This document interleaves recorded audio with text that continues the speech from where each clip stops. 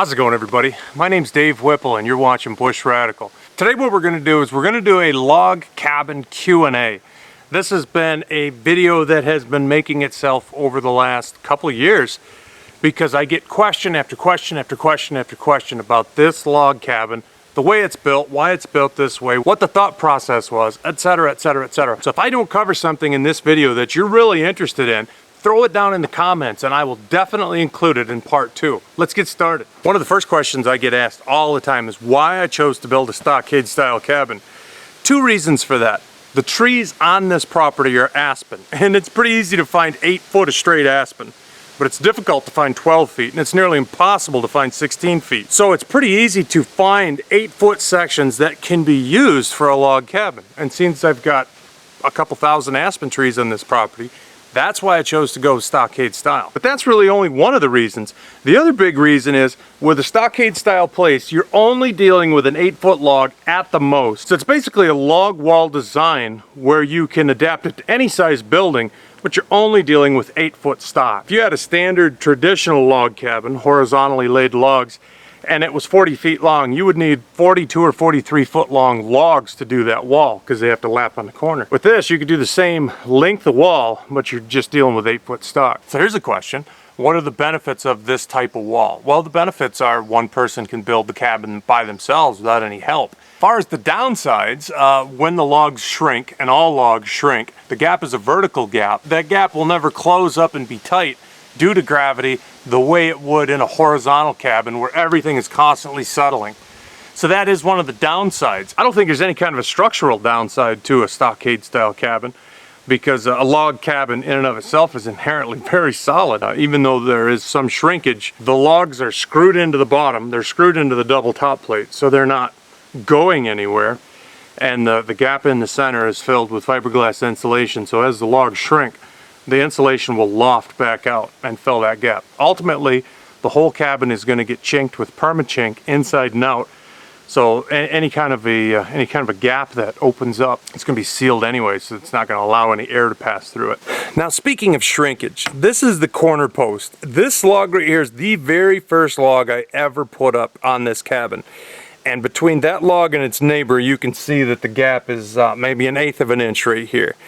And that's minimal to almost non-existent shrinkage considering logs. I built several cabins over the years using spruce, and in a spruce log you figure it's going to shrink about 1/4 of an inch per foot of log material. So if you have a door that's 6 foot high, you would leave 1.5 inch gap over the top of that door for shrinkage, and eventually that log wall would shrink down and close that 1.5 inch gap. Every log cabin you build, you're going to experience shrinkage. Even if the logs are totally cured, seasoned, dried logs, they're still going to shrink up once they're stacked up and have full air exposure on every side. One of the benefits of this kind of construction is that there is no shrinking up and down, and you don't have to allow for settlement of the wall. Because the logs are standing up, they're not really going to shrink end to end. They're going to shrink side to side. So when you put in doors, when you put in windows, you don't really have to allow for the logs to settle and to shrink in this type of construction. One of the questions I get all the time is what kind of wood is this cabin made out of? This cabin is made out of aspen, and the fact that this cabin is made out of aspen raises another 50 questions. A lot of people ask, with good reason, isn't aspen a rot-prone wood? Doesn't it rot fairly easy?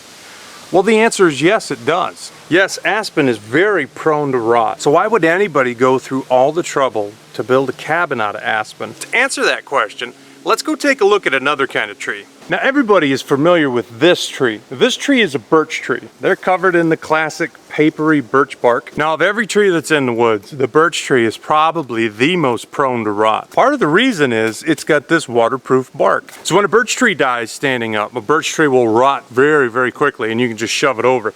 And of course, if a birch tree falls over in a storm and is laying on the ground, it will rot and just leave this hollow tube of birch bark, because the birch bark doesn't really rot at all. But the birch tree will completely disintegrate in very short order. Well, let's take a look at what they actually use birch for. Most toothpicks are made out of birch.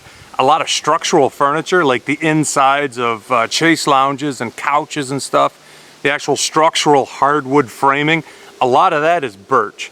Rifle stocks. A lot of rifle stocks are birch. Old Stevens and Savage rifle stocks, a lot of military rifle stocks. Birch is a very strong, very stable, very durable wood. When you have harvested it, taken the bark off it, milled it to its intended use, and sealed it up, it's going to last as long as anything else lasts. And it's a fantastic wood. Makes wonderful tongue and groove. That brings us back to the discussion of why would I build a cabin out of aspen? Well, let me give you several reasons. My grandpa built his home using milled popple back 45 years ago, and it's still standing just fine. Popple and aspen are closely related. They're in the same family.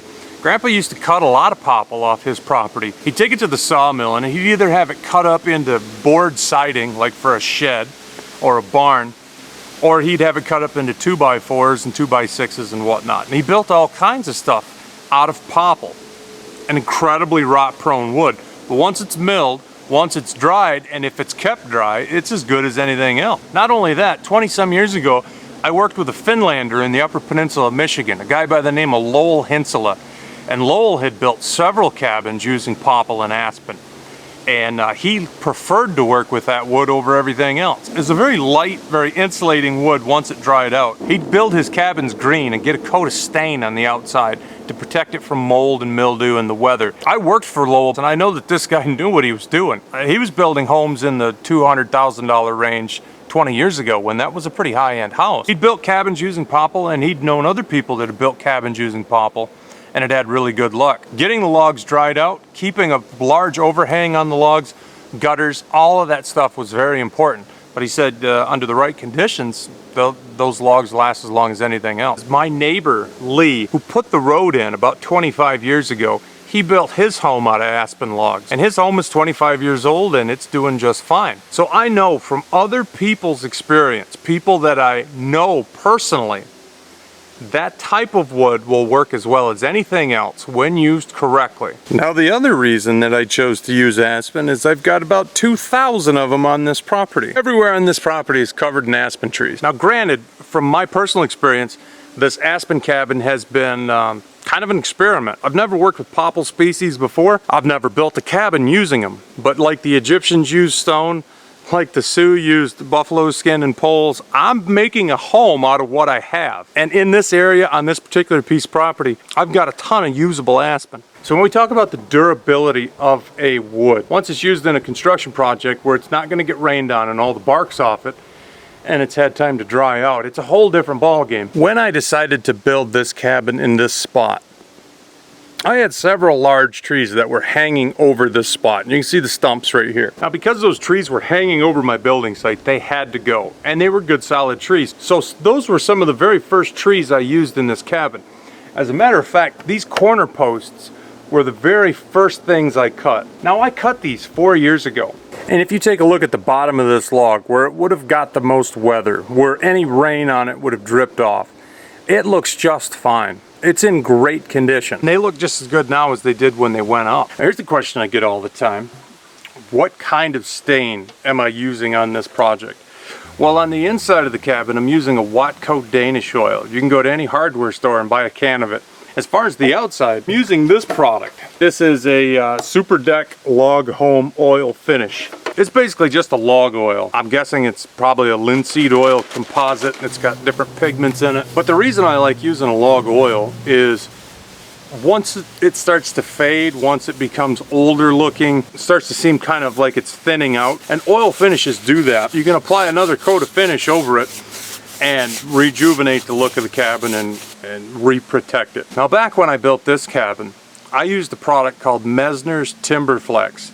And it's a thick, viscous, urethane type of finish. And although it looks fantastic, if it cracks, if it starts to get hazy from too much sunlight, you're basically in a situation where you have to strip all that finish off in order to reapply it. With an oil finish, you just put the new oil over top of the old oil, and it works and looks fine. One question I get asked quite a bit is, would I build this same cabin again?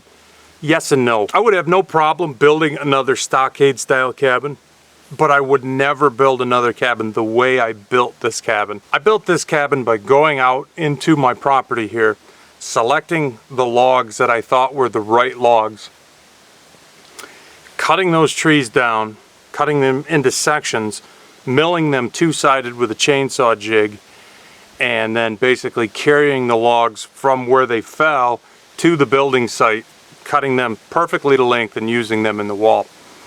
And some of these logs that were 8 inches from side to side, from the two flat sides, some of them must have been 165, 175 pounds. It was brutal work. A lot of times I'm logging in really hot weather. I don't have it in me anymore to build that way again. It was an incredible amount of work, painful, hot, heavy work, and this cabin has been probably the hardest cabin to build. And I've built 2-story log homes that went much easier than this cabin. This one's been kind of an experiment. It's been a lot of work. One question I get asked all the time is, what would I do different? Let's say I was building this cabin again and I was doing it in a similar fashion. I'm using trees from my property. What would I do different? One of the very first things I would do is I would get a garden tractor and a little trailer for logs. And I would buy a Harbor Freight bandsaw mill. You're gonna spend 2,500 bucks for that setup.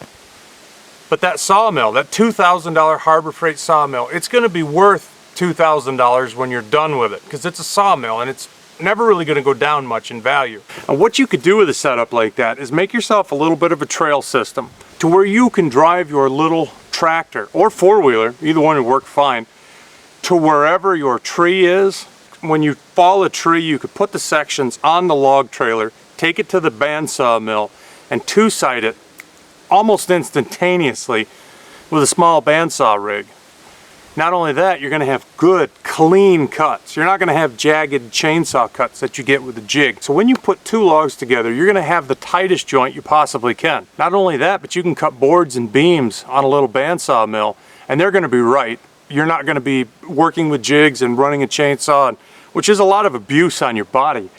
If you could just bring your logs to a small bandsaw mill, do all your work there, put them right back on the same cart and bring them to your building site.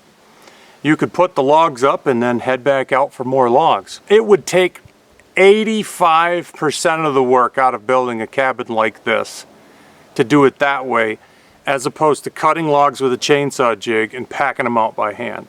A small sawmill and either a quad with a trailer or just a lawn tractor with a trailer and a set of chains. It would literally revolutionize this kind of work. I've kind of got lucky in the fact that the whole off-grid cabin thing, the whole remote cabin thing, is a very popular subject on YouTube. One of the questions I get asked all the time is, do I know Sean James? I don't know Sean James, but I'm aware of who he is and I know what he's done. And he's done extremely well on YouTube with building an off-grid cabin. If you watch this channel, you know that I've been building log cabins and log homes for nearly 20 years. So it's really been a blessing for me to have found that something I love to do, which is build with logs, has been so well received on YouTube. It's such an interesting subject to a lot of people out there. It's been fantastic to get to share that with you guys. I know that there's things that people want to know about log building, and maybe this cabin in particular, that I didn't cover in this video. Please throw any additional questions right down in the comments, and I will not answer them in the comments. I'll answer them in a part 2 to this video. Thank you guys so much for watching Bush Radical. My name's Dave Whipple, and be radical, eh? See you soon.